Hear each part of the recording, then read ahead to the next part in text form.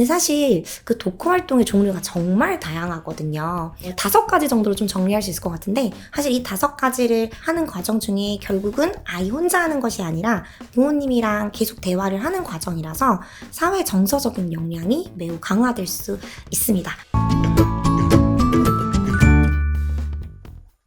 안녕하세요. 저는 서울에서 초등교사를 하고 있는 올해 10년 차 정도 된 교사 임보라입니다.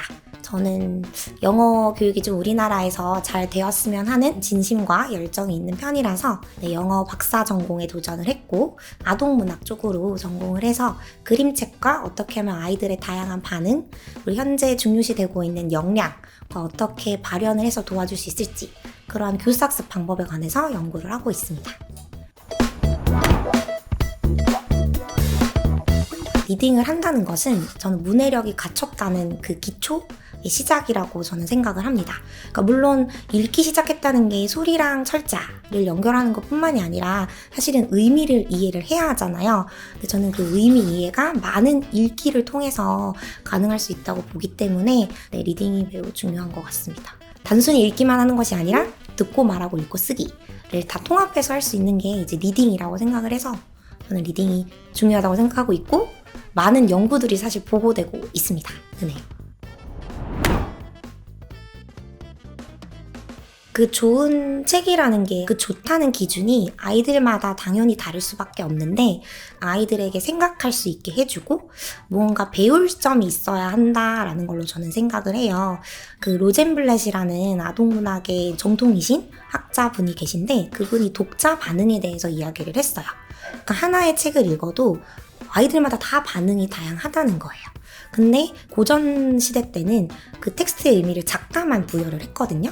근데 이제는 시대가 흘러서 그 작가가 준 의미를 해석하는 데 그치지 않고 아이들마다 나의 삶과 연결했을 때는 또 다른 의미가 형성이 되는 것처럼, 좋은 책은 이제 아이들에게 어떠한 살아있는 경험을 줄 수 있다는 점에서 되게 중요한 것 같습니다. 벨델이랑 헤더웨이랑 영이라는 학자가 2006년에 얘기를 했습니다. 좋은 책의 성정 기준에 있어서 총 4가지를 고려해야 한다고 했는데요. 그 첫 번째는 이제 내용 접근성. 아이들이 얼마나 주제에 친숙함을 느끼는지. 그러니까 아이들이 경험하지 못한 주제의 이야기를 아이들에게 읽으라고 한다면 이거 무슨 말인지 모르겠고 뭔가 읽고 싶지 않은 마음이 들잖아요. 그래서 첫 번째는 이제 주제 접근성인 것 같고요. 그럼 두 번째는 언어 접근성. 너무 어려운 언어로 구성된 게 아니라 아이들이 이해할 만한 수준의 언어로 이제 문장의 복잡도라든지 그런 게 고려된 이제 책이어야 된다고 나와 있고요. 세 번째는 시각적 접근성이라고 해서 사파가 아이들이 읽을 때 흥미로운 부분이 있어야 한다고 얘기를 하고 있습니다. 그리고 마지막 4번째는 장르 접근성이라고 해서 다양한 장르, 또 다양한 문체에 대한 노출이 충분히 되어야 한다고 이야기를 하고 있고요.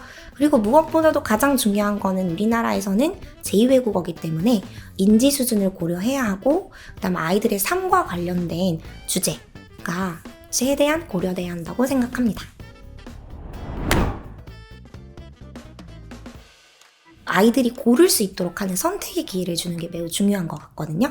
예를 들어 어느 정도 아이들이랑 논의해서 우리 이번 달에는 어떤 장르의 책을 읽어보자라고 정했다면 그 장르 중에서 여러 가지 그림책을 학부모님들이 5권 정도 고르는 거예요. 그 중에서 아이에게 어떤 거를 먼저 읽고 싶니? 그래서 순서를 정한다든지, 그러한 선택의 기회를 주면 아이들이 더 내가 선택한 것이니까 더 잘 읽을 수 있는 그런 흥미와 동미가 생겨서 저는 그렇게 선택의 기회를 주는 게 매우 중요한 것 같습니다. 일단 첫 번째는 저는 부모님의 모델링이 되게 중요하다고 생각을 해요. 왜냐면 부모님이 책을 즐겁게 읽으시고 또 아이랑 같이 읽는 즐거움을 아이도 느낀다면 너무 재밌었는데 읽어볼까? 라는 마음이 생길 것 같거든요. 그래서 저는 제일 중요한 게 부모님께서 함께 리드 얼라우드 해주시는 게 매우 중요한 것 같습니다. 저희 어릴 때 항상 밤에 부모님이 같이 읽어주시잖아요. 동화책 읽고 얘기하고. 근데 그런 게 저는 영어책도 가능하다고 생각을 하거든요. 그리고 두 번째는 이제 노출인 것 같습니다. 아이의 이제 주변 학습 환경에 영어 그림책이 이제 놓여져 있고, 그 영어 그림책도 사실 팝업북처럼 해서 되게 흥미롭게 되어 있는 책도 많고, 질감 있는 것도 있고, 요새는 이제 비인쇄 텍스트, 그러니까 전자 텍스트로 이렇게 인터랙티브하게 다양한 액티비티 기반이 되어 있어서 저는 그러한 것들도 활용해 보면 재밌다. 그리고 또 배울 만한 게 있다.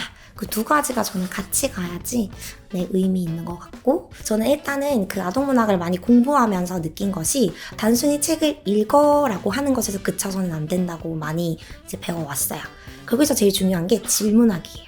질문하기, 대화하기. 그래서 적절한 질문을 이제 우리는 발문이라고 하거든요. 어떠한 발문을 던질지, 어떠한 얘기를 아이들에게 좀 던져주면 아이들이 고민할 수 있을지, 그러한 포인트를 이제 비계, 스캐폴딩이라고 하는데, 그거를 했을 때 아이들이 한 단계 더 올라가거든요. 그래서 저는 그러한 것을 할 수 있게 부모님들의 역량도 제고되어야 한다고 생각을 합니다.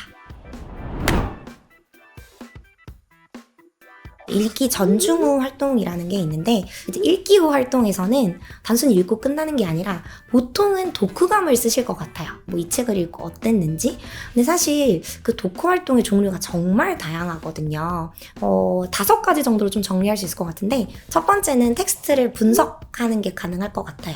이제 영어 글쓰법 공부를 하다 보면 텍스트를 어떻게 분석할지 기준이 있거든요. 예를 들어 인물에서 살펴보던지, 주인공은 누구야? 이 인물은 어떤 성격을 가지고 있어? 또는 이 그림책의 배경은 어디야? 라고 인물, 배경, 주제, 갈등, 저희 흔히 문학에서 다루는 그러한 부분들을 이제 분석을 해보는 거예요. 아이와 함께. 그냥 읽고 끝나는 것이 아니라. 두 번째는 이제 텍스트 간 연결인데요. 텍스트 간 연결은 이미 읽었던 다른 텍스트와 연결하는 것을 의미합니다. 그래서 영화나 드라마 아니면 기존에 읽었던 다른 그림책과 공통점, 차이점을 찾는다든지, 아니면은 여기서 생각했던 것을 여기랑 연결 짓는다든지, 그런 부분을 이제 글로 쓰는 거라고 보시면 되고요. 또는 글로 쓰고 아니면 웹툰으로 그려서 이제 설명하는 그런 것도 가능합니다. 그리고 세 번째는 이제 개인 연결인데요. 아무래도 텍스트를 읽었으면 아까 말씀드린 로젠블렛의 독자 반응 이론처럼 나는 이 텍스트를 읽고 어떤 마음이 들고 어떤 생각이 들었는지 나의 삶과 생각해서 개인 연결을 하는 게 세 번째입니다. 그리고 네 번째는 현실 연결이에요. 왜냐면 아이들이 속해 있는 세계가 가정도 있고 학교도 있고 넓게는 이제 사회, 더 넓게는 이제 세계, 우주 이렇게 넓어지잖아요. 이제 그러한 연결을 할 수 있는 게 현실 연결이라고 보시면 되고요. 다섯 번째는 창의적인 도구를 활용하는 것입니다.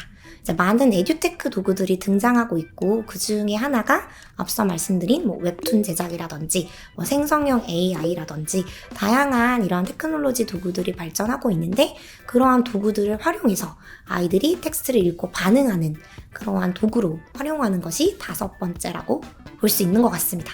그래서 그러한 5가지 방금 말씀드린 텍스트 분석이나 텍스트 간 연결, 개인 연결, 현실 연결, 창의적인 도구로 활용 5가지를 말씀드렸는데, 사실 이 5가지를 하는 과정 중에 결국은 아이 혼자 하는 것이 아니라 부모님이랑 계속 대화를 하는 과정이라서 사회 정서적인 역량이 매우 강화될 수 있습니다. 아무래도 아이들은 성장 시기이고 부모님의 정서적인 지지, 격려가 매우 필요하다 보니까 부모님들께서 매우 중요한 역할을 한다고 보시면 될 것 같습니다.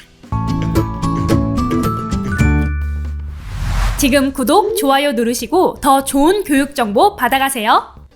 저는 사실 어릴 때 저희 부모님도 영어 카세트 틀어주시고 영어 비디오를 틀어주시고, 부모님 말씀으로는 제가 영어 챈트도 부르고 그랬대요. 그래서 저는 하나도 기억이 나지는 않아요. 그치만 확실한 건 그 순간순간의 그 노출들이 저에게 영향은 남아있을 거라고 생각을 하거든요.